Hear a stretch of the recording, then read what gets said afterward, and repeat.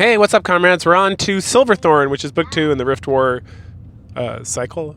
It's like a trilogy. I think they call it a cycle. Anyway, it's a whole series of like books. Like this, it started off as like this guy just decided one day he was going to try writing a book, and he was very popular, so then he wrote 2 more, and then it expanded to like, I don't know, 20 books. Some crazy. It turned into like Wheel of Time with like all these like sub stories and side stories and everything going on. And I really hate this thing that fantasy authors feel like they obligated to do. Like, just write your story and then move on with your day and like write something else. Like, I don't know, man. I get it. Money's great and it's easy to just keep doing what you're doing. I usually lose interest, right, in these things. Like, I love the Dragonlance trilogy, the original one, and even the Cataclysm trilogy that comes afterwards is decent. And then some of the side stories are like kind of interesting, but at the same time, it's nice to just have like vagaries. Like, it's okay not to like see every aspect of every person's like day-to-day life at all times, right? And it's okay to not have like you just wrapped up a story. You don't need to like keep pushing, right? Like this, I feel like this happens all the time. Like, you start reading, you're like, that was pretty good, and then like 45 books later, R.A. Salvatore is still writing about Driz Duard, and you're like, holy cow, man! Like, and the funny thing is, that guy. This is like, I'm totally on a tangent. I actually like this book, so I'm just gonna go on a tangent because it's popping in my head. All right, Salvatore. And then he wrote like a whole thing called like the Demon War Saga or something. And the first book was pretty dope. And then it just kept going for like 5 more books or whatever. And I was like, by the end, I was like, why did I sit through this? Like, I did not enjoy anything past that first book. Like, it was so boring and just like so much extra bullcrap with like monks with gems and stuff. And I was like, what is, just write a different series. And like, maybe I'd have been more interested. I kept being like, what about that guy from the beginning? Like, I don't know, man. Anyway. All right, so to Silverthorn. So we pick up indeterminate amount of time later. I think it's been a year or 3, somewhere in there. And we have a prologue. We meet this like serpent man, which we haven't met the serpent man yet, and they have a name. I just never recalled what it was or wrote it down. It's like Parthenians or something, I'm pretty sure. Anyway, he's visiting a witch, like a Mordor witch, way up in the north, and she tells him that he is going to kill her. And then she also predicts something about like the king in the west needs to die so the Lord of Darkness can rise or something. Anyway, they have like a whole conversation about it, and then he kills her and then puts a mask on so that people can't see he's like a lizard man. We move out of the prologue into the first chapter. We pick up with Arutha, Liam, and Martin, and they're traveling to Raylana. And we find out that Arutha has been crowned Prince of Krondor and that Liam is now king. And we kind of got the coronation with him, I think. Yeah, we did the coronation at the end of the last book. Arutha is obviously in love with Anita, as we knew before, but now, and if you don't remember, Anita is the former prince's daughter who like Pug helped spy on Arutha. She's had like a crush on this guy for like her whole life, essentially, and they're like cousins or something because royals and European stuff and whatnot. Anyway, so that's fun. Anyway, we get like a lot of conversation about that, and finally, like Arutha, after all this time, has finally decided he's going to stop being a little baby and he's going to actually propose to this chica, and his brother's like all about it and everyone's all about it, and they're going to have this grand old party, and just like everyone's super excited about it going down once they get back. And meanwhile, Carline is talking to Laurie, and they've been like screwing around and having a good time. And she gives him an ultimatum, like, you either marry me or get the F out. And he's like, but I'm a wanderer, so that's hard, and I'm tired. I don't want to be a royal, and yada yada yada. And then she's like, well, make up your mind. You get either yes or no. I'm not playing this game with you anymore. And then we switch back over to Arutha, and he makes a proposal to Anita, and she's like, yay, and they announce it in court. And then we also learn that the Empire of Kesh wants peace. So everything seems like it's going great in the first chapter, which obviously sets us up for sadness in the future. We pop over to our young Mr. Jimmy the Hand. He's out robbing and stuff. And then he stumbles upon this guy wearing black clothes that we know, because I played the video games before, that this is a Nighthawk. And Nighthawks are this like guild of assassins, the Guild of Death or whatever, in this world. So he sees the guy, sees doing some sketchy stuff, and so he decides he's going to go ahead and mess around with him because F the Nighthawks. So he starts fighting the guy. They run around the roofs, they struggle, they whatever. Eventually, Jimmy gets the guy like knocked off the building, which kills him. And so now he's like trying to check out where the guy was like, where he was like looking at. Oh, and this whole time, like the person, so Jimmy robbed this guy. It's like a porter, or not a porter. He's something. He wakes up and he's like yelling for the guards because there's people like fighting on his roof and he's being robbed and all this stuff. Anyway, so Jimmy like checks out what's going on. He like hides out and looks to see who's coming around, and then he sees these 2 guys, and one of them is Prince Arutha, who's trying to sneak back into Krondor. as like a surprise, right? But so then Jimmy like skedaddles out of there, and then we find, and then so then the guy comes out and he's yelling about these guys and the dead body and all that stuff, and Arutha and this other who's with them? I think it's Lori, Arutha and Lori. Yeah, it was Lori. They get accosted by the Night Watch, who shows up because this guy's been screaming for help or whatnot. And then as they're arguing back and forth about like him being the prince and sneaking around at night and all that stuff, then the royal guard shows up and they all bow to Arutha, and then the Night Watch is like, ruh-roh. And then Arutha's like, no, you're doing your job, you're fine. And then this guy who's like complaining, Arutha's like, sorry for the inconvenience, here's a bunch of money. And the guy's like, ooh, okay. Like everything's doing great. Elsewhere, Jimmy learns about the royal wedding from some other maker guy. And he gets told essentially he's going to get in a lot of trouble because the makers have like the honor among thieves, and so they have some code where it's like, I want to go rob this place, and then they're like, okay, you're approved to go rob that. No one else is allowed to rob that guy or whatever, right? So there's not like infighting and whatnot. And Jimmy tends to just do whatever the fuck he wants, and that gets him in trouble. But they always kind of like hand wave it away, and so he's like, he thinks he's all shit and stuff, and he's like, man, someday I'm going to be in a lot of trouble.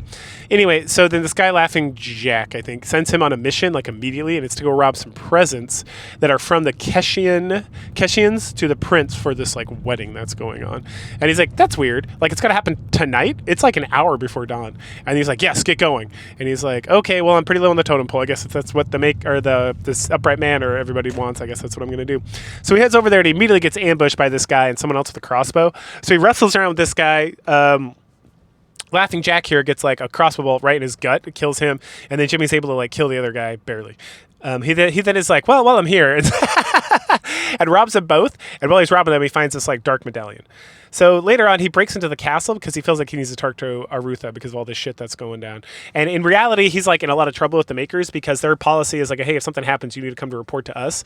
And so he like broke rank with the makers to go talk to Arutha. And part of the reason why is because him and Arutha have like the history from the first book, but also because essentially, if it wasn't for Arutha like tossing him his rapier to fight off one of Guy. So Guy comes up again, but the way it's pronounced in this book is Guy, and I'm listening to the audiobooks for these, right?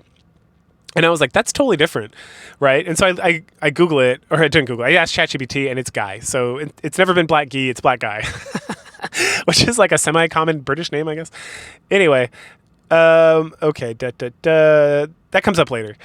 But so they have a conversation about, so Arutha is like, oh, it's Jimmy, what's up, man? And they have a conversation about the Nighthawks and all this stuff and how they were trying to kill Arutha. And then they talk about like setting up a trap, and they do that. And they set up like a trap where they send somebody to be like, oh, we're looking for this. You got to meet us at this inn. And Jimmy kind of helps with that whole situation. And then they end up trapping these three Nighthawks, but then they like are trying to like suicide themselves.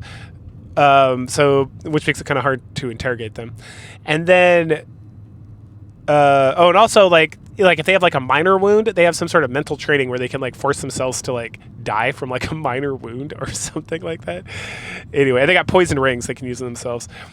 But they get one guy who's he's unable to like suicide himself at that juncture, and so they summon Nathan, who's like this priest from Ishep, which is like the major like good religion in this world. It doesn't really come up in the first book. I think it came up like once. Anyway, he can. So this guy is like on his way to death because of like the poison or whatever, and so Nathan casts some sort of like time slowing spell, which gives them like an extra hour or so, so that this guy can still be like interrogated. And then they summon the priestess from the Order of Death, like the religious Order of Death. So the Nighthawks are like, they're not they're like the Assassin's Guild. That's a better way to look at it. They call them like the Death Guild or something, and then there's like the Death Priests, and so you may think they're related, but they are not at all related, and we learn more about that in a little bit. But so the goddess of death, her priestess, comes to like interrogate this thing because, again, kind of the priests, the religious orders like work hand in hand with the royalties on the Kingdom of the Isles, which is like some fun back lore that we didn't know about, and it's presented very well here. Anyway, so she shows up. And again, it's not like evil death. It's just like death is like an inevitability kind of situation where they're more like neutral. If you're looking at like Dungeons & Dragons alignment, they're more of like a neutral goddess who's just like death exists and we worship death as like death is a release from life and all that kind of stuff. So the friendly kind of death cult. So she comes over. She gets mad at Arutha for like summoning her because church and state or something. And then she looks at the guy, and this guy has a mark of one being who was doing something else or whatever.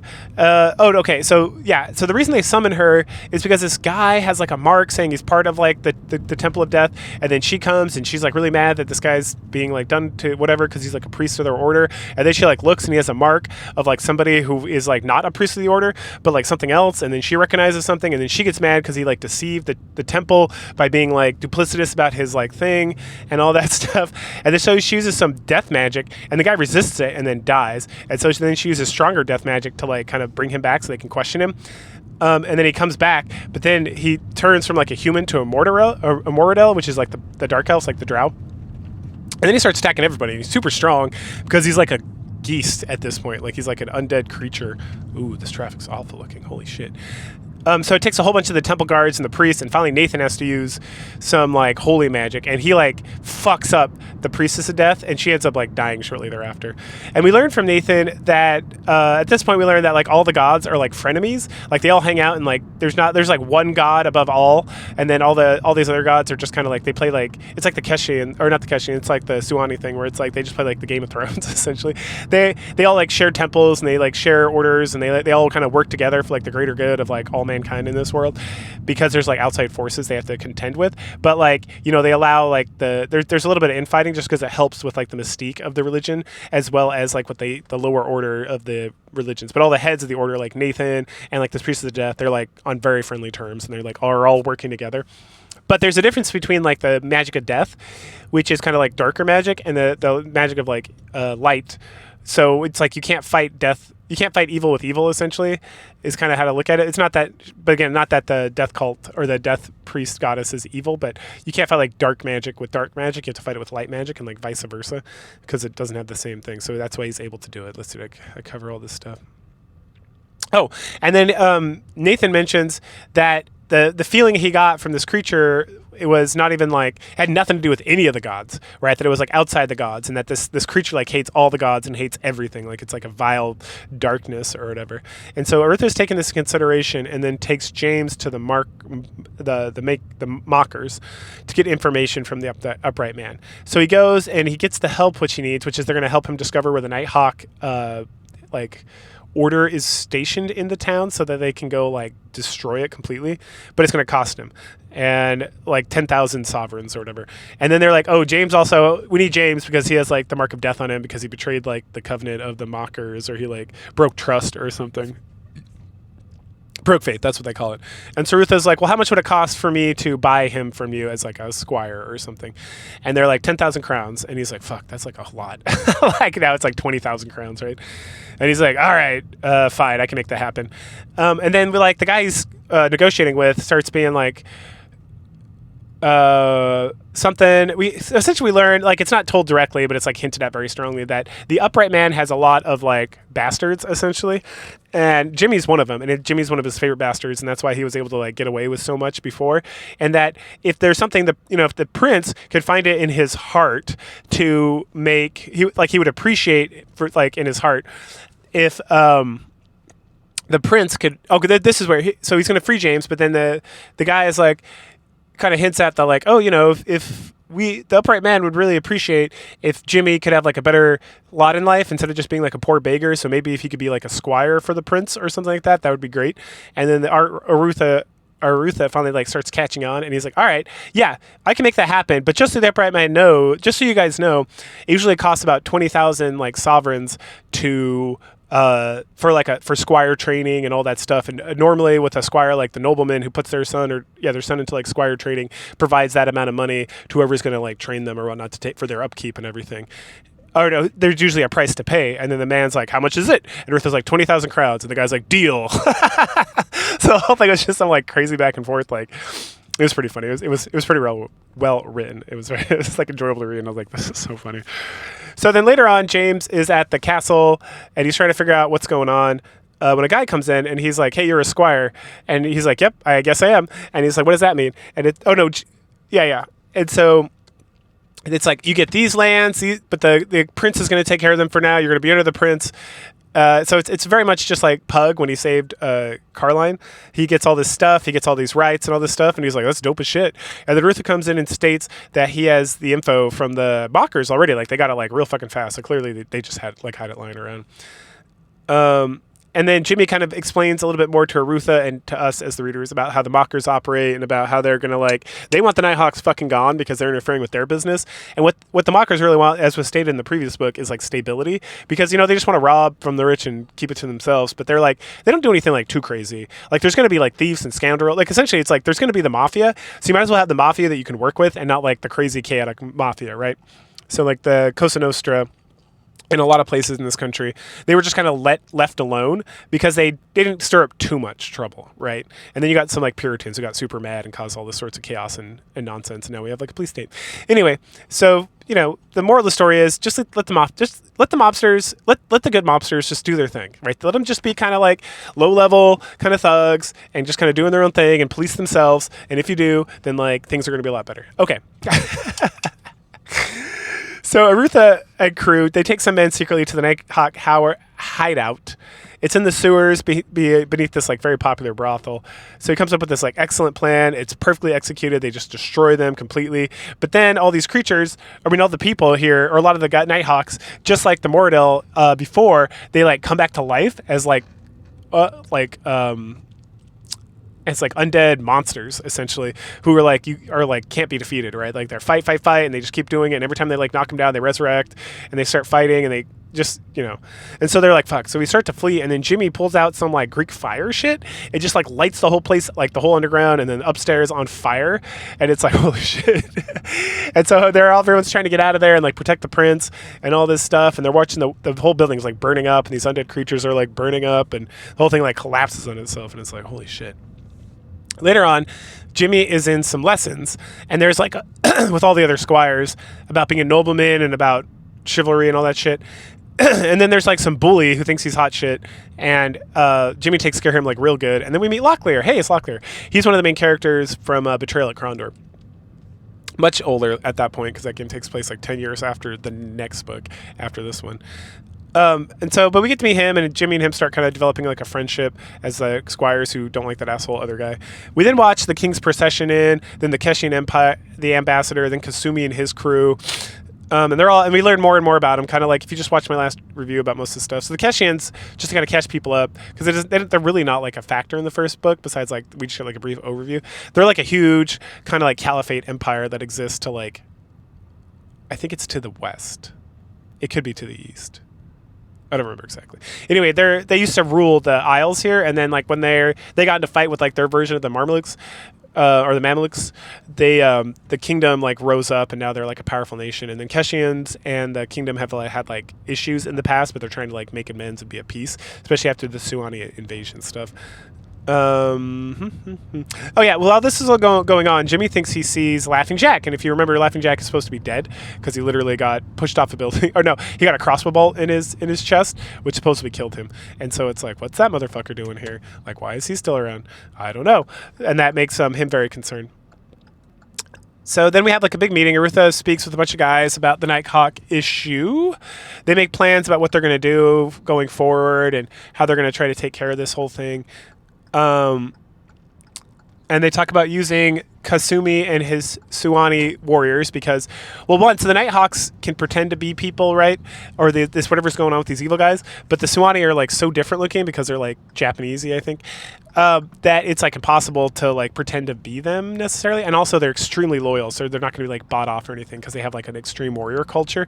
And so the thought of them being bought out is so beyond their ability to comprehend that they're 100% trustworthy. And then Kasumi is yes, we will do that. We will guard this area and protect the prince and make sure something. Let's see. Then Jimmy comes in and he talks about how he saw Laughing Jack and about that whole situation. A bit later, we have more catch up with characters from the previous book, right? So we get Anita and Princess Carline, and they're talking about marrying Arutha, and then we get some William, and William is the son of Pug, who's the main character in the first book, and he's kind of like also a main character in this book. It's like him and Arutha and Jimmy are like three main characters. And so we get like his deal with like Katala, and then Fantas, who's like the Drake that William hangs out with and whatnot. We then get some more talk with Laurie and Carline, and then we get finally like, and this is like Jimmy going around like getting introduced to everybody, right? So it's very much like this is like a book in the series, but it almost treats it like you've never read that first book, to be completely honest. And finally we get some Pug. He's doing well, and he brought Culgan from Starduck so they could take place. This wedding's like happening like right now, and then Culgan's off like arguing with Tully, which is one of the things he misses being at Starduck, since Tully's like an old man priest now, and he's hanging out back in Critty still. After we get all this like fan service and nostalgia bait and whatnot, Jimmy wanders off. So then a couple days later, the day of the wedding, Jimmy's just like wandering around. He interacts with Locklear some more, and then he gets a glint of something from like a very high up window, and he's like, that'd be a perfect assassination spot. I wonder if I can get up there. And so he like works his way up there, and by the time he gets up there, he gets knocked out by Laughing Jack, who's still alive. So then he wakes up and the wedding's going on, and he's able to stop Jack from assassinating the prince with like a poisoned arrow, but it hits Anita instead, which is awful. And Jimmy has a crush on Anita too, which is a big deal here, and then doesn't really come up again. Anyway, they both plummet to the ground, but then Pug's able to save them with like a feather falling spell.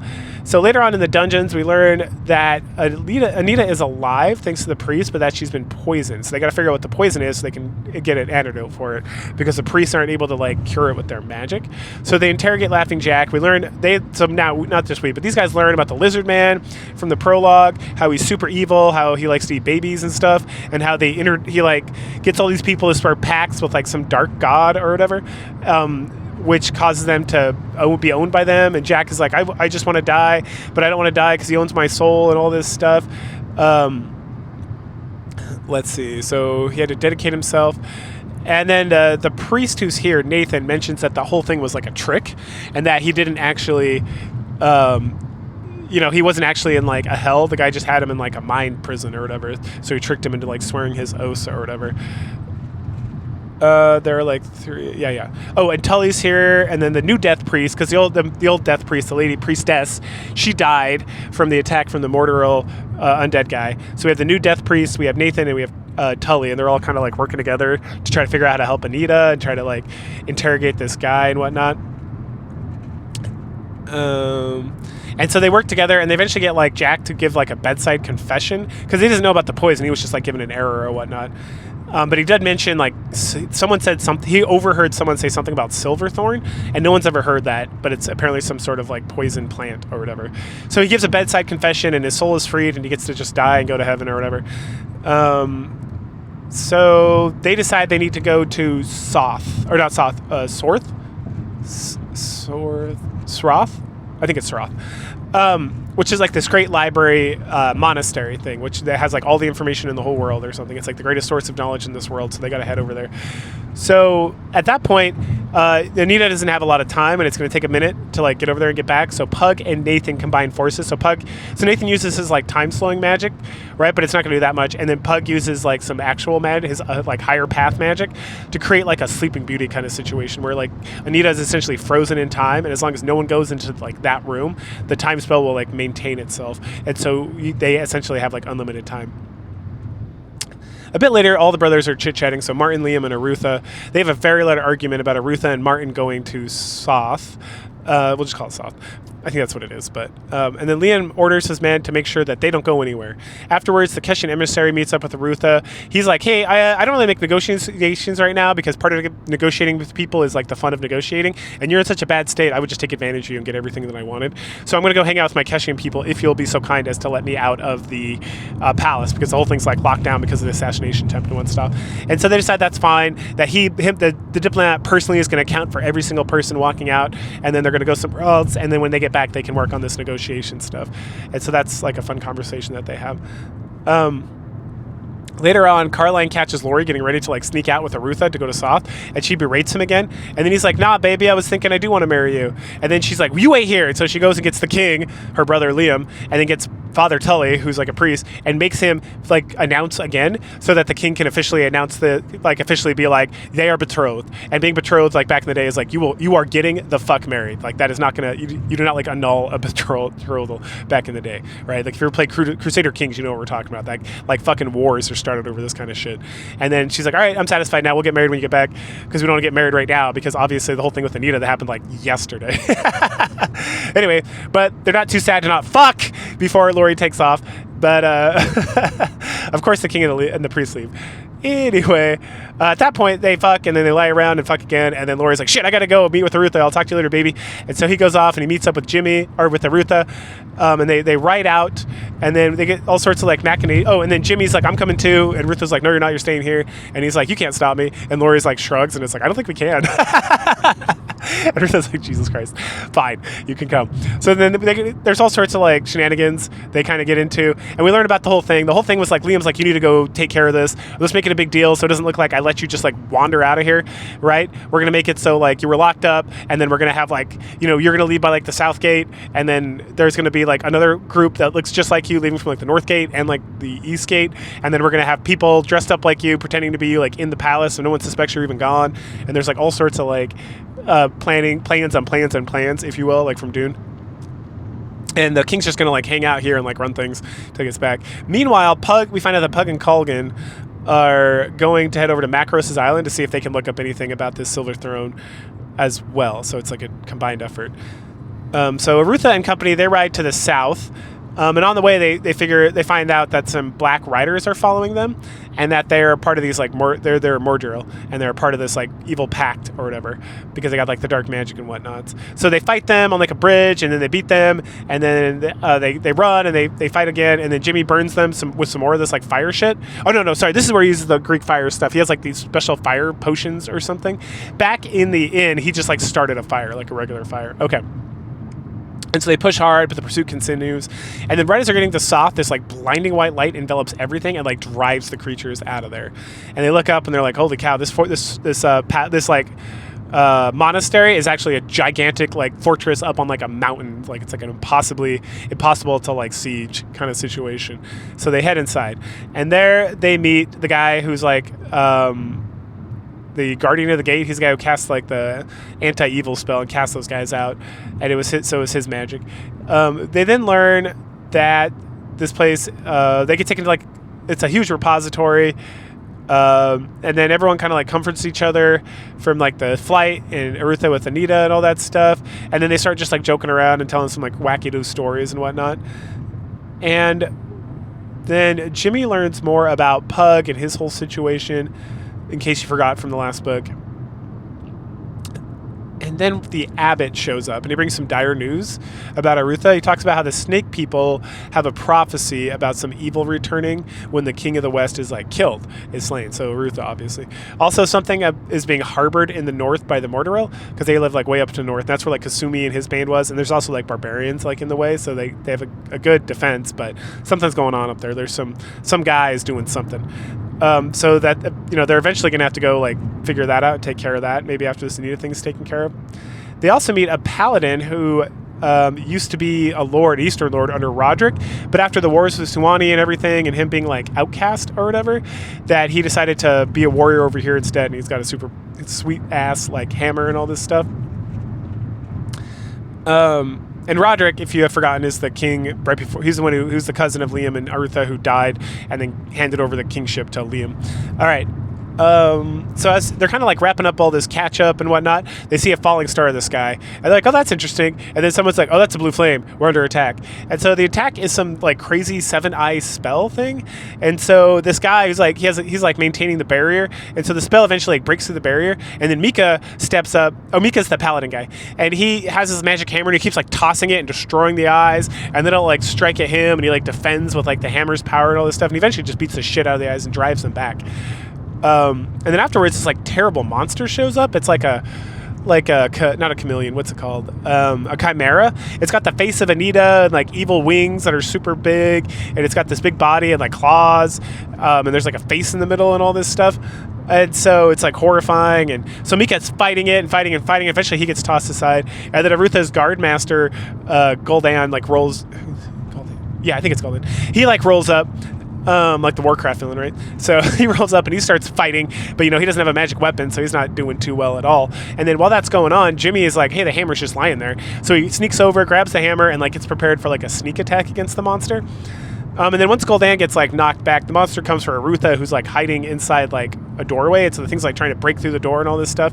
And then this monk, who's like the Dominic, who's like the smart monk who knows like all the art. He's like this. He has the power of like perfect recall or something. He's like, oh, I remember now. You got to kill the face. The face is human. So if you can kill that, the whole thing will like dissipate, because that's how they made it with dark magic. There's like a creature or like a human in there. And so Martin takes his bow and starts firing at the face, but the monster keeps covering the face with like its monster hands. And all of a sudden, they like cries out and like leans back, and Martin's able to kill the head, which destroys the monster. And then behind it, after all this like black blood and ooze and the gaseous stuff goes away, I see Jimmy. He's just hanging there, and he's like, I shoved the hammer up its ass. And they're like, dope.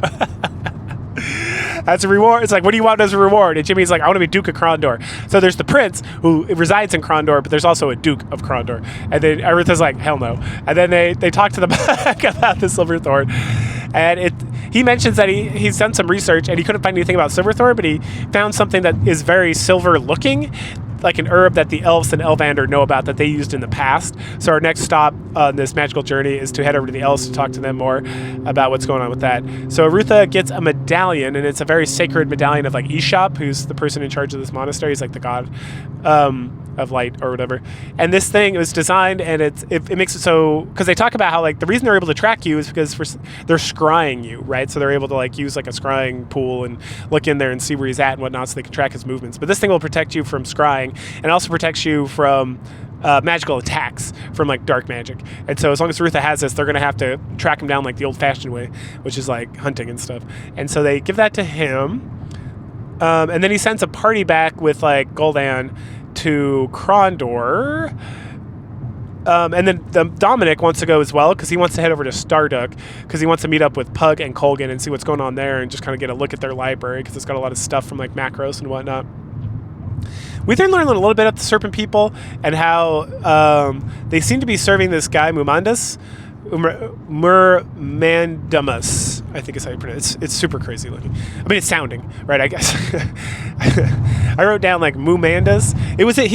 He's brought up a lot in Betrayal at Krondor, so I kind of remember how the name looks, but I think it's Murmandamus, something like that. And then this is where they start talking about, they're like, oh, and what about Guy? And I'm like, who the fuck is Guy? And then I was like, oh, Guy is Guy. That guy was saying with like a weird accent. That era was just written funny. They like Feist or whatever, the author like wrote it differently. Anyway, so apparently Mika was super best friends with like Borak and also Guy. And Guy and Borak were like inseparable. Like they were like brothers. They were so friendly. And that he's a very honorable guy. And it's like, the fuck happened to that guy? He was like a total asshole to his people and all this stuff. And then Mika like looks off in the distance and he's like, something happened. And Arutha's like, what? And he's like, did your father ever tell you? And he's like, no. And he's like, then I should not tell you either, as long as Guy lives. And it's like, okay, thanks.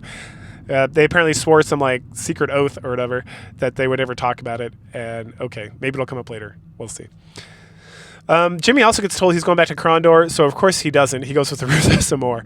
They meet up with like a caravan and they pretend. So now we got Lori, Arutha, and Jimmy, I think, are the only people. They pretend to be caravan guards, so they can get to some free city where they meet up with one of Lori's old friends, who's this, it's like Rydell? I wrote it down somewhere. Anyway, I'm going to go with Rydell. Or Rold. I knew it starts with an R. So they meet up with Lori's old friend Rold, who's a mercenary, and then they're like talking and hanging out, and then some asshole rolls up to them in the tavern and like threatens them, and so they kind of get in a fight with them, and then like Murmandamus they're like, oh, it's associated with this guy, and then this other guy like Murdras is involved, and he's one of Murmandamus's like associates or whatever, and so they fight their way out, and then they run into like a Hadati, and Hadati are like these northern barbarian people who like swear blood oaths, and they're like, fuck, this guy's here to kill Arutha, and he's like, no, I'm actually here to kill Murdras, because he went on like a rampage and like destroyed like the village that I was from when I wasn't around, and like we actually owe like a blood debt to Lord Borak, because during like the Suwani invasion he like saved my people, like we were all going to be like wiped out completely, but he rolled up and saved us, so like we swear, like I swear allegiance to Arutha. And then Laura's like, hey, Rold, you should come with us too. And Rold's like, oh, I'm a simple mercenary, something, something. And then Laura like rolls his eyes and gives him money. And he's like, oh, yes, I'm here for the cause.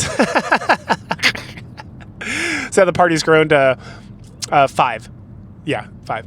So then they have to like sneak out of the city, which is not a big deal. And then they're like, okay, so we can't take like the main path to Elvander because it's probably being watched. So we're just going to take like a secret other path to Elvander. And so they head out on their way. At this point, we take a little break from Arutha and crew, and we head over to Starduck. And so Dominic and Gul'dan and Kasumi and some of his men, they land on the island where Starduck is, and they immediately get attacked by some air elementals. And at first I was like, oh, maybe this is just like the defense force at Starduck to keep people away. But no, they're like monster enemies sent from like somewhere, I guess. It's like some evil magic.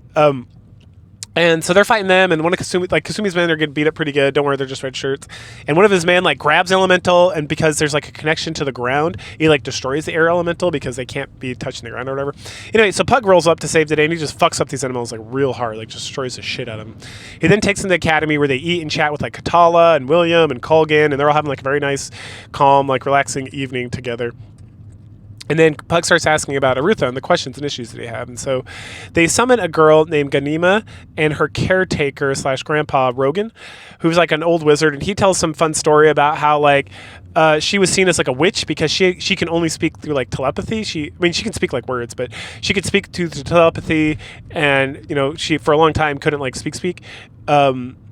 And then, so they like, the people like were worried that she was a demon, so they like killed her parents. And then like, they were worried that if they killed her, it would like cause magical problems. So they just like left her in the woods to die on her own, which is like some fucked up shit. And then Rogan like heard her crying out or something when he was wandering. And he's old as shit. Okay, it gets brought up like a lot. It's like, oh, he's such an old man. Oh, he's such an old man. No, old man Rogan. And I'm like, okay, I get it. He's old, Feist. You don't have to explain this like 45 fucking different times. Anyway, so old man Rogan, he like found her, and then they took care of her, and then eventually they worked their way over to Starduck and joined like the community here, which is like a wizard commune. But that's not the reason they summoned her necessarily. They summoned, so they have a whole conversation. We meet with her because she's obviously gonna be important in the future. She actually shows up in Betrayal at Krondor as like, they call it, that's the weird thing. So in Betrayal at Krondor, she is called Pug's daughter a couple times, and then Owen, who's like the main character of Betrayal at Krondor, he like has a crush on her, and he's a wizard, so he eventually comes to Starduck to like fuck her and get with learn how to like train in the higher paths or whatever. Let's see. Okay, so the reason that Ganima got summoned was not because of Ganima. She actually got summoned for Rogan's sake. And so Rogan is here because he can predict possible futures, which is like a weird clairvoyance kind of situation. So essentially he can't like read the future, but he can kind of give like, he can see possible futures. And so that's kind of good to know, because then you can like prepare or try to change things or whatever, it seems, based on what's going on here. And so let's see, sits with, okay. But you know, he's getting old. Don't forget he's fucking old. And so it's easier for him to have clearer thoughts if he just like receives questions and like, oh no, Ganima like helps with like the questioning, because she can like link minds. So then Rogan can just like hear the thoughts of Dominic, and that'll like make the forecasting like more clear and accurate or something.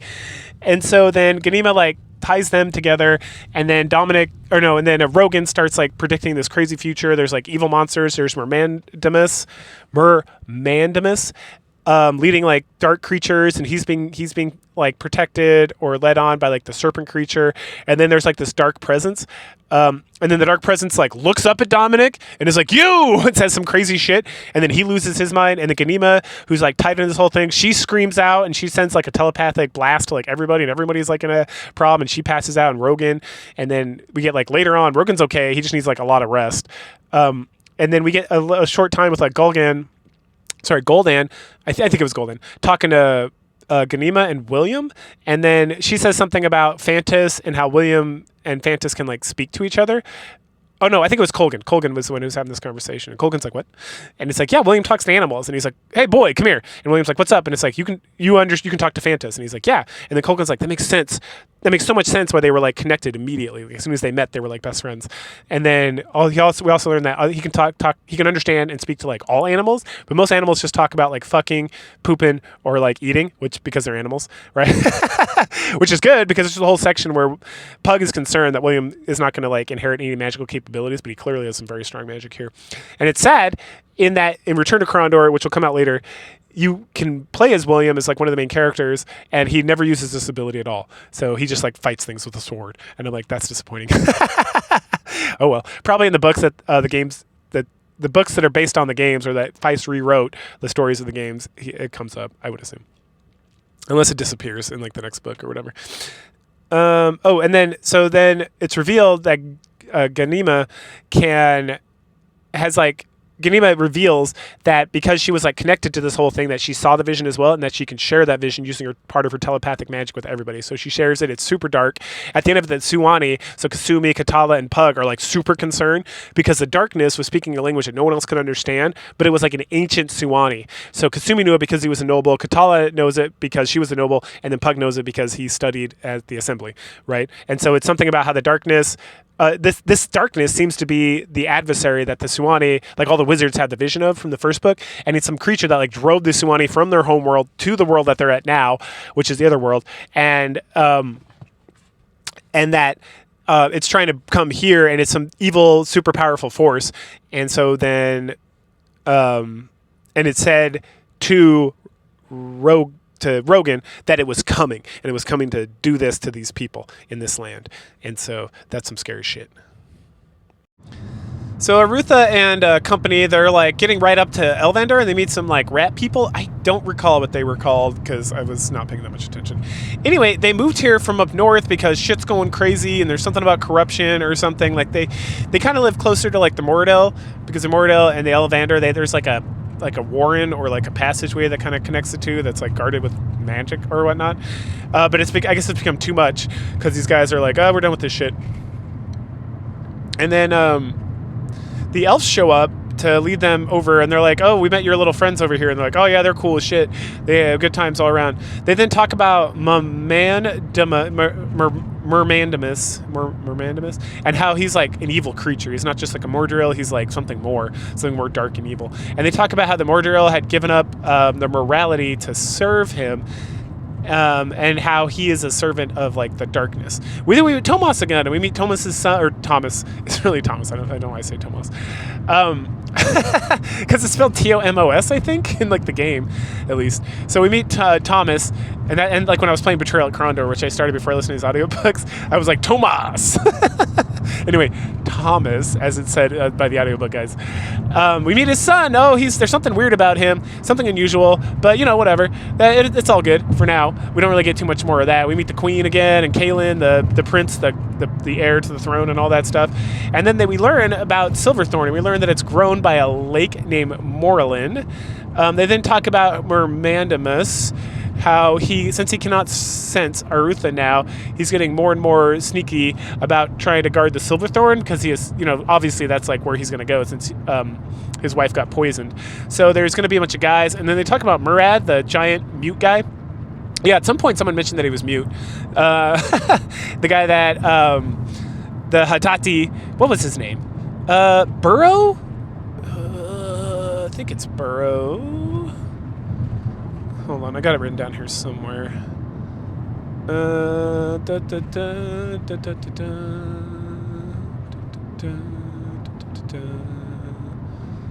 It'll come up later. Anyway, I'm going to call him the Hadati because that's what he is. He's a Hadati.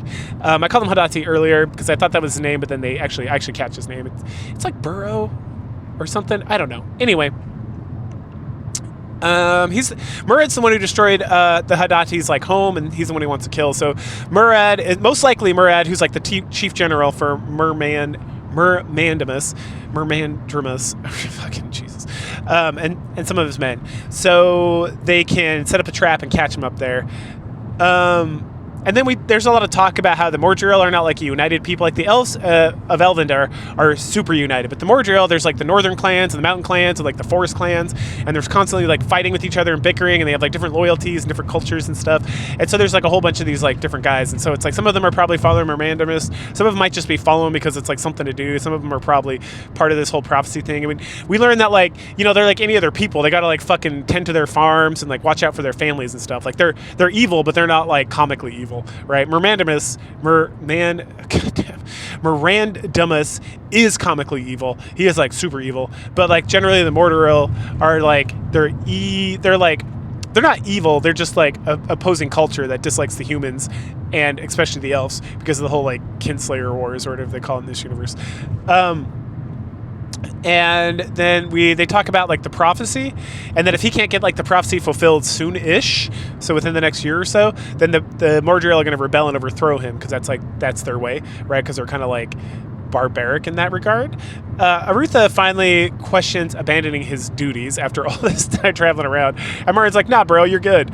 And talks to him about how they can take a sneaky way to get up to the Lake Morlin to get the Silverthorn, and how they can avoid any traps and whatnot. And so they start heading up north to get to that area. And then as they're moving, one of the rat people is like, what you doing? And like, hey, we're going north of this thing. And he's like, oh, goodness, the darkness and the monster in the cave and all that. And then he runs off. And then one of the elves is like, I'm going to go question what that guy was talking about because that seems important. And so he does. He runs off. And then they get escorted to the edge of the Elven lands where the elves kind of like let them do their thing. Back at Starduck, Pug and Colgan and everybody, they're talking about what to do next, about the magic that's needed to stop the Dark One and how they're going to get it. And then the conversation eventually turns to Pug needing to return to the Suwannee homeworld. Not the original homeworld, the world that like Katala and Kasumi are from. Kasumi? Yeah. Anyway, Katala does not like that idea at all. And then Meacham's like, I'll go with you, Pug. And so does Dominic. Dominic's like, ooh, I would love to see that world and do some stuff. And so Pug's like, all right, you two can come with me. The rest of you stay here. And at some point he's like, Kasumi, do you want to come? And he's like, no, I'm going to stay here with my wife and future child and such. But take this note to my dad and let him know that like I'm doing okay and everything's great and whatnot. And Pug's like, hell yeah. So then he talks about, they're like, well, how are you going to get back? I thought the portal was closed and there's no way to like directly do that. And Pug's like, I know, but I'm a Mary Sue, so I can do the fuck I want. So he does. He's like, I know I mastered the portal thing. I can teleport to where the fuck I want. Partially, the logic behind it is that since I've been there and there's like the connection, like how the Great Ones get around in the Suwannee lands, there's like some setup for it or whatever. So I can like teleport, I can portal to like an area that was like set up before I came over here. Like, because he had set up some stuff when he was doing his portal research back at like his villa that he established back at the end of book 1. And so he does to his old home. So they say their goodbyes, and he creates a little rift, and then they get there. They pretend to be monks from this order, so they can like travel through to like get to the house. And once they get inside, the like lady of the house is like, Melibur, or goddamn, wait, these fucking names, Melibur. Shh, come this way. And she gets her husband, and he like hugs him, and he's like, I'm like a noble now. Thank you for so much for giving me this home and giving me this land and like teaching me your ways, because it's like blessed my family so much, and we'll always believe in you. And I could never believe that you're a bad guy or did anything bad, and so like I'll protect you and whatnot. And then Melibur like, thank you so much. Make sure no one goes over that rift over there, and I'll be super grateful, and everything should be good, and I'll make sure to take care of everything. And they're like, awesome, sounds good. So then he teleports over with Meacham and Dominic over to Kasumi's father, and then they chat. He's super mad at Pug, but then Pug like gives him the information about Kasumi in the letter, and then the guy like all's forgiven, and they talk about like what's been going on politically, how the warlord Sabuku'd himself, and how the emperor's like lost a lot of like favor because of several noble households, like they lost their clan leaders and whatnot in the peace treaty, and how the new warlord's kind of doing what the fuck he wants, and there's some disagreement in the assembly about being politically engaged, and there's all sorts of stuff going on. But let's see, oh, and then they talk about Hotch Pepper, who is the mentor character for he's the brother. Yeah, I think he's the brother of Kasumi's dad. He's like the uncle, who was the great one who found Pug originally, and then he's the one who mentored him and stuff. So they connect up with him, and then they like sneak somewhere to like chit chat about what's going on. And let's see, the new warlord. Okay, yeah. So and then he reveals that the new warlord is planning on becoming the emperor and combining the positions of emperor and war leader and all that stuff. And so they plan on meeting up with some members of the assembly and talking about the darkness and trying to figure out. And Hotch Pepper like completely believes Pug about all this stuff and everything that's going on, but they just got to be super sneaky. And then all of a sudden, Pug is like, wait a second, I sense something odd. And Meacham looks like he's being affected by some sort of spell. And then they get fucking ambushed. Elsewhere, back with the Ruther and crew, they're heading towards Moorland to get the Silverthorn. And eventually, they are joined by the elf, who went to the friend, it's like Galale or something. Anyway, I'm just going to call him Elf Friend. The Elf Friend went and met up with the rat person. And he mentioned something about some monster in the cave again. And then a secret passage to the lake that they know about. Also, they're being followed. So they do some more shenanigans so they can get lost and they can sneak into the cave and no one will notice. And once inside, Jimmy gets like jumped by some giant lizard, which is clearly the monster. It's like a 7-foot long giant lizard. And Jimmy's like on its back and it's trying to eat him. And he's like stabbing it with a knife and stuff. And he has like a real breakdown. But they eventually, Martin's able to like shoot it in the eye or whatever and kill it. And then he's pretty shaken up by the whole thing. Like, they have to, like, comfort him. Like, Jimmy's like, holy shit, I should have stayed in Cronder. What the fuck's going on? Giant monster just trying to eat me. Holy shit. Like, what the fuck? I'm only, like, 16 years old or 14 years old or something. Lord Christ, give me strength. And they're like, hey, man, it's going to be okay. So then they do some searching around. They search in the cave. They, like, sneak out of the cave and search around the lake. And they can't find the Silverthorn anywhere. And then they kind of, like, set up camp inside the cave to kind of, like, take a rest and think about what to do next. At that point, we head back over to Pug, and he's in a prison. The prison's set up to nullify his magic, and then he's like chained up along with Meacham and Dominic, getting ready for like torture, and like the chains also prevent him from like using magic or something. So this black robe guy comes in. And Hotch Pepper's there too. So we got Hotch Pepper, we got the black robe guy. I think his name's like it's like Erbubba or something. I'm just gonna say there's the warlord's like brother who's a black robe, and he's not a super big fan of war or that. And then there's another guy, and this is the guy who is actually like he's the power behind the throne essentially, or not the throne, but he's the power behind the war leader. So he was the one who was encouraging the war leader before, and he's been like super involved in politics and stuff. And then the brother is like partially involved as well, but he is. I'm pretty sure it's two different guys. Yeah. And he's like yeah. So there's the brother, and then there's like the real asshole black wizard guy. Anyway, so it's like torture time. So they go to torture Dominic first, but he uses some like monk trickery, and he's able to like suspend his like existence. Or something, so he feels like no pain and doesn't respond. And then there's some comment about, just like the priest. These priests are always like this. And then Pug's like, these fucking guys have been torturing priests. Like, fuck them. Like, what the fuck?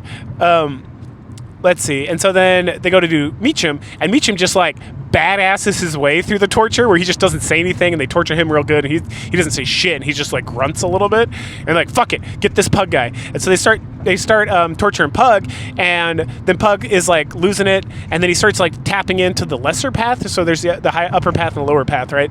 And so the lower path is what he tapped into when he saved like Princess Caroline, and when he blew up like the Colosseum and stuff. And so at this point, he like unlocks like another level of magic because he's a Mary Sue. He like, or he's like, at this point, I'm like, Pug is just a shonen anime like protagonist, because he's like, oh no, my magic's been nullified. What am I to do? I'm not strong enough to fight these guys. And then it's like, if I just dig deep and believe in myself, I'll be able to get out of these chains and use my magic. And then he fucking does it. And I was like, I mean, this is badass, but Pug is starting to become like a real Mary Sue. It's like, oh, nothing, don't worry about him. He's not a Mary Sue in that he does go through trials and he does make mistakes and he does have some problems, but they resolve like very quickly. Like, so he's not like the worst Mary Sue, but he's definitely like teetering on that, if not fully in. So then he's able to like tap into the lesser path, which is not being suppressed because everyone in this world's like an upper path magician or whatever. And so then he's able to like get out of his chains, and he's able to like really fuck dudes up. Like he takes control of one of the black wizards and like blasts the Inquisitor and blasts someone else, and then Meacham like grabs a guy with his legs and kills him, and then the war leader is like, ruh-roh. And he takes off, and then they release Dominic, and then Pug like summons him back from like whatever mantra he's doing, and they run upstairs and they start seeing like blue circle guys, like Kasumi's clan. And then there's like a bunch of fighting, and there's a fighting between the blue circle and like the warlords guys, and then Pug like grabs a war leader and like smashes him on the ground like the Hulk with his magic, and then holds him up in the air like he's gonna fucking kill him. And then the Emperor rolls up and he's like, cease! And then everyone stops and like bows, and then it's like, all right, cool. So later we find out that the war leader was hung. by the Emperor, which is like the most disgraceful way to die, because the guy was being an asshole and he was trying to take over the Empire, and the Emperor found out about it and brought all his forces over because Kasumi's dad also let him know that this was going on, and they like figured it out, right? And then the guy who was trying to lead the war leader and the past war leader, he was fucking killed. I think Pug killed him, right? I was getting kind of confused which war leader, which black, because at one point I was like, is there just one black robe? And I was like, no, I think there's two, because one of them got killed. And then there's Hotch Pepper, he's fine. And then there's like I said, Urburba, who is like the brother of the war leader, and he's on like the outs, and essentially the Emperor's like, you guys are in a lot of fucking trouble to the assembly. Like you've left out, but you've been doing like a lot of political maneuvering lately, and that's not okay. So like if you don't fucking stop and go back to like your normal place, I will bring the assembly in, and that'll be the end of that. And then also the council, fuck that council. It's getting too crazy. I'm taking supreme command over the entire empire for like a season or two or years. Because I'm tired of this fucking war, and I'm tired of all this shit. And essentially it kind of like routes back to Pug's whole thing where like there's a lot of cultural stagnation because of all these like Game of Thrones bullshit. And you have an emperor, there really shouldn't be so much cultural stagnation. And so he's finally like taking charge of being a man. So good for him. Because people are getting like way too comfortable with all these hostilities and like all this bullshit. At that point, Pug gets permission to examine the library from the assembly, partially because he goes back over there and faces trial, and everyone's like, okay, after you explain the whole macros thing and everything else that went on, and like the war leader's an asshole and the emperor, you're like gonna have the emperor's favor. We're just gonna like forgive and forget. So people either like don't vote or they vote like he's fine. So then he's able to do that. So him and like Hotch Pepper and then the Urburba guy, they're all like looking through and trying to find stuff out about the darkness and about how to fight the adversary and all that stuff. And then they don't find anything, but what they do find is some comment about the Watchers. And it's like, Watchers, huh? And this part is funny.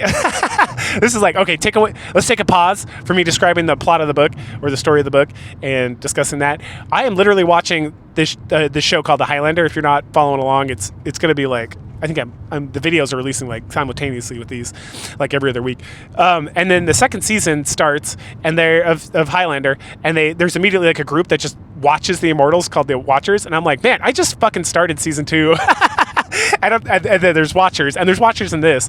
Like, it's just one of those proofs that like life is just a fucking simulation, and sometimes the machine just like reuses assets. Anyway. So Pug's like, all right, I got to go north to find these Watchers. And then he thinks to himself about how he's got to explore this whole thing with like the lower and upper path, because he shouldn't be able to access both, but he can, and no one in the history of like either world has ever been able to do such a thing. So he's going to explore that later, and later as in not this book. So then Dominic and Meacham are going to go with Hotch Pepper and then the Warlord's brother, Black Robe, back to Starduck, and Pug is going to proceed on his own to like the northern mountains, and Kasumi's brother and some of his guys are going to take him to those mountains to try to find their way to these Watchers. And at that point, everyone kind of like says goodbye, and Pug gives a letter to like for his wife to Meacham, and then they all depart. We then hop and skip our way back over to a Ruthan crew, and we start with Jimmy, and Jimmy's like awoken from like a terrible dream. Like he wakes up and he's like, oh fuck, what the hell was that? Like, I'm not feeling good at all. That was like sus as shit. And he notices that everyone else is asleep or meditating, like Baru. I think that's his name, Baru, the Hadati. Anyway, he overhears some humans and this Mortarol like talking, and apparently some guy went into like the Black House, and they want to go get him, but then the Mortarol's like, no one is allowed in the Black House. You really want to get the anger of like the boss, like Mardu. And then they kind of like wander off. And at that point, everyone else starts kind of waking up, and everyone talks about they like sketchy dreams or these like really bad things going on. And so they talk about that, and someone talks about how like this place is like a place of contemplation for the Mordrill to like reach out to something. So there's probably a lot of darkness here and just like dark energy, and the magic is probably just like seeping up and cause them to all have bad dreams, not get like a good night's rest. They talk about the house and how maybe the Silverthorn's in there because it's like this huge thing. And so they finally decide that like Jimmy's going to go by himself because he's like a thief, like a rogue type character from Dungeons and Dragons. So he can like use his like trap sensing and trap disarming, and he knows what he's doing. If other guys are there, it might just kind of fucking mess it up or whatever. And that gives him a time to have like a cool scene where he just gets to do thief stuff. So he does. He heads into the Black House and does a lot of sneaky stuff. He finds the missing guy, and he's dead from like a trap. And he steals his like dagger and puts it in like in his tunic or whatever. Not his tunic, his like, I don't know, in his shirt thing. Anyway, he searches around and he gets to the part like at the very end with the altar where the Silverthorn's supposed to be going to be, and then he's like, there's no traps here. That's weird. And then he like thinks about it, and then he wanders back over to Arutha and crew, and he's like, there's no Silverthorn there. And they're like, what do you mean? And he's like, the whole thing's a trap. And they're like, well, yeah, you went in there to do the traps and stuff. He's like, no, the whole house is a trap. Like, it looks old, but it was clearly put together like within like less time than I've been alive, like in the last 10 years or so. Like, it is not an ancient thing. It's not an ancient place of like worship or whatever. That thing is like, that thing's supposed to draw people in, like humans, like dumbass humans, and then they can like spring a trap, or there's going to be like an even bigger trap that you're not going to be aware of or whatever.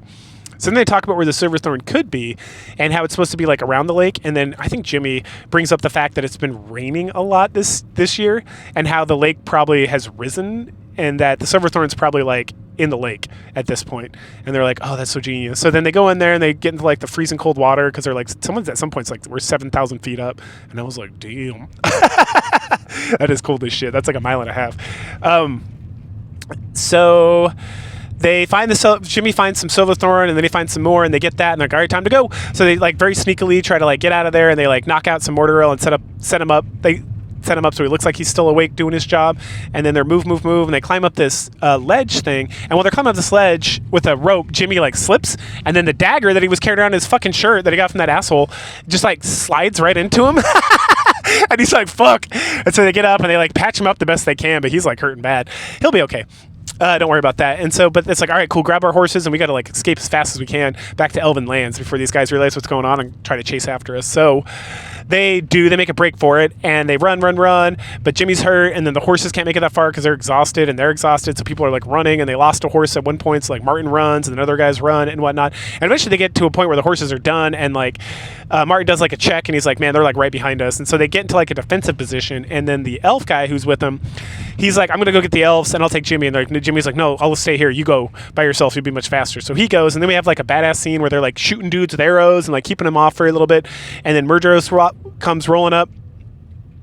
Murdros comes up, and then the Burrow, the Haditi, he jumps out and he starts yelling at him, and then Murdros is like just standing there listening, and then he like gets off his horse and he like waves everybody down, and you hear some like chit chatting and people arguing and stuff, but it's like Haditi has like challenged him to a duel, so they start fighting, and they have a badass like shonen anime battle where they're cutting each other up and doing badass flips and stuff and like fucking him, and eventually Haditi like gets like around this guy and like cuts his fucking head off, and then he doesn't cut his head off, he stabs him in the neck, and then he stabs him again, and then he like rips open his chest and cuts his heart out, and then he destroys the heart, and it's like, shit. It was bad as hell. And part of that is so that he can't be like resurrected as like a monster or whatever.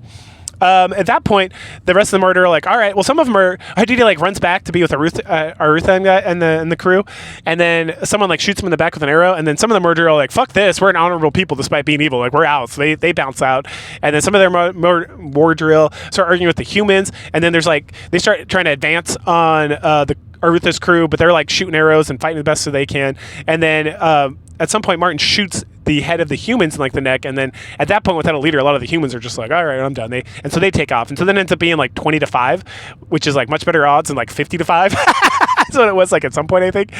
Anyway, still not good odds, and they're still gonna die. So they start fighting, and they start running out of arrows, and the Mordor run up, and then like everyone's trying to fight with swords, but it's like, it's like 4-on-1. And then all of a sudden, some of the Murders start dying from behind, and it's the elves. So then the elves like kill the shit out of the remaining guys, and they're like, "Oh, thank goodness!" And then at some point, someone's like, "Hey, did we cut the hearts out of them?" And then everyone's like, "Ruh-roh," because they come to life as like the zombie monsters. And then the elves grab like Jimmy and Hadidi, and the rest, everyone else just makes like fucking break for Elven Lands. They're like, run. And so they finally get to like right at the edge of Elven Lands, and there's like the bridge that crosses over the river to get there that we've like spoken of before, and they're like racing in. And right as they get across, they're like, all right, this is where we're going to make our final stand. We can't let them come into Elven Lands. And right as the monsters like come up, they all kind of slow down for a second. And then fucking Thomas like rides out on like a beautiful white steed with his like golden fucking armor. And he just kills the shit out of all of them, just destroys them. And he's like, sorry I didn't come sooner, but my power doesn't like extend past the Elven Lands. But as long as I'm like here, I'm like virtually invincible. So everyone like has a big celebration. And we find out that Jimmy and Baru are like, okay, yeah, Baru is his name. And then Martin and Arutha talk about how like that's the fight, but it's not the end of the fight because they still have to go north, and that eventually they're gonna have to go fight Mandamus in his homelands. And they're like, yes, we are. And this takes us to the final chapter, which is Pug. Well, it starts off with Pug. He's heading in the northern mountains. He essentially at some point he dismisses Kasumi's brother because he's going to go on by himself. He meets up with the Thune, who are like the ant-like creatures, I think. And then they warn him about the people in the north. He's like, good, that's the people I'm looking for. So eventually his horse dies. He eats the horse, and he continues. And eventually he finds this cave, and the cave leads underneath into like an actual forest, like an elven forest. And then he gets approached by this like elf, like a straight up elf from his world. And he's like, what the fuck? And the guy's like, we are the Eldar. We've been waiting for you. We left and came to this world at the time of the Dragon Lords, and like we need to train you for a year so that you can fight the darkness and end the adversary. And Pug's like, well, I guess that's what I'm doing now. Meanwhile, back in Krondor, Arutha and crew like roll up. They come into Anita's room. They use the Silverthorn. It works. Everyone's crying. Everyone's happy. They get shooed out of the room by Father Tully. And then Arutha makes Lori a duke, and he's like, "What? You can't make me a duke?" And he's like, "I can't have my sister marrying a non-duke." And then Lori's like, "What? Nani deska?" And then Carline's like, "Come here, sweetie. You're gonna be a duke. So shut the fuck up and let's go bang." And so they head out to bang, and then we get Galdon, and he's like, "All right, well I guess I'm retiring." And he's like, "You're not retiring. You're the marshal of like the kingdom." And he's like, "God damn it." And then Jimmy's like, "So Duke of Krondor?" And then Arutha's like, "Nope, head squire." And he's like, "All right, good enough." And he wanders off. And so that leaves us with the epilogue. So in the epilogue, we pick up with Mermandamus, and he's up in Seth Theron, and he is livid. He's like screaming about stuff, and he's so angry, and he dismisses some people, and then he thinks about the same stuff we had talked about before, where it's like the Mordor are not going to keep following him if the prophecy does not come true. But he's able to utilize like Arutha surviving as like, this is why he's a threat, this is why we got to stop him and stuff. And then he dismisses all like the Mordor and the humans who are not like part of the inner circle, like the snake priest and stuff. And then he gets the snake priest to like put all like the dark warriors, all the resurrected beings, into like torpor essentially for a little bit. And then him and the snake priest like teleport the fuck out. And they're like, we got a year to get planned and get ready, and then we have to fight, and then we'll win. And then the Lord of Darkness will like come and stuff. And so then they teleport out of Seth Theron, which ends the book. And another excellent book. These are pretty good. I like this one better. I feel like it moved quicker and was like more interesting. And it had less shifts, right? So there's like Arutha and Jimmy, or there's like Jimmy's perspective, Arutha's perspective, and then Pug, right? And that was it. And so I felt like it flowed better, and it didn't meander as much as The Magician. So this was a much tighter, much more high fantasy, much more exciting, and I'm actually excited to get to like Darkness at Seth Theron. I think that's what it's called, which is the third book and final book I will be reading, and then we'll have the Krondor games following suit for now. All right, cool. Go ahead, like, share, subscribe, comment, and I will catch you guys later. Bye.